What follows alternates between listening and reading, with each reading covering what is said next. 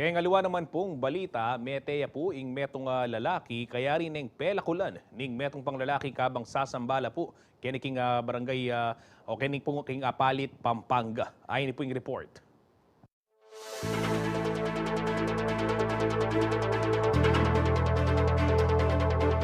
Bandang alas 7 na nimbengyan yung Domingo, October 8 niya mabulabog yung Convention Center na ning Members Church of God International ken Barangay Sampaloc, Apalit, Pampanga. Pelakulan niya kasi ning 56 anyos say Fernando Capuz at tubong Valenzuela City, Franklin Kiambao na ning Larlin Village kang Apalit kabang mga diya.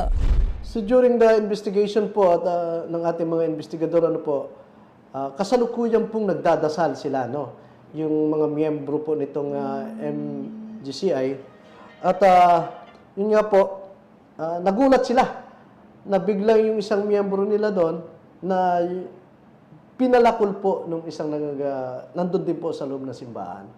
Apalub na kano yung palakol king kilub na ning compound uling lege ni Nicky Maragula sports bag.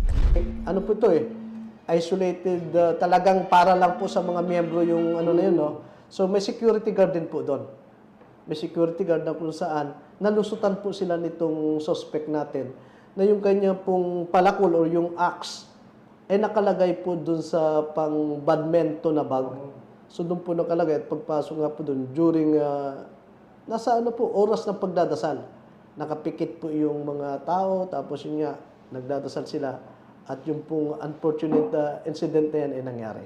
Tambing neman kanong mera kapikapos kay bat ng sinaup dang aliwa pang sasamba. Midaluman niya ining kasong homicide at violation ning Omnibus Election Code pauli na ning pamagdala ng pataram. Nahuli po kaagad ng mga miyembro. At yung mga miyembro rin po doon ng MCGI, yung ating member of Church of God, ay itinan over po dito yung suspect. At kasalukuyan po siya nakakulong ngayon dyan po sa ating temporary detention cell po natin. Agpangking chief na ning Apalit PNPA Police Lieutenant Colonel Michael John Riego, sinabi na kanu ning suspect ka ating sisitsit kaya para gawan ning karumal-dumala krimen.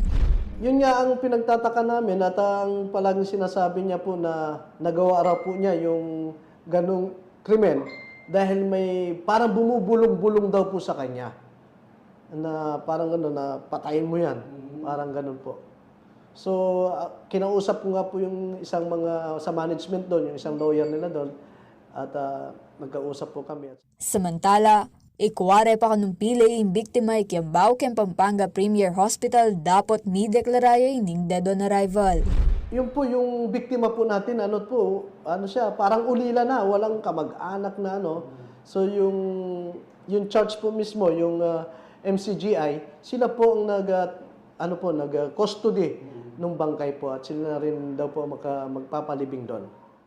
Kaya JM De Jesus, ako po yung kaya kayong talasuyo, Arlen Salonga, ating pusong makabalen. Kabalen, kaya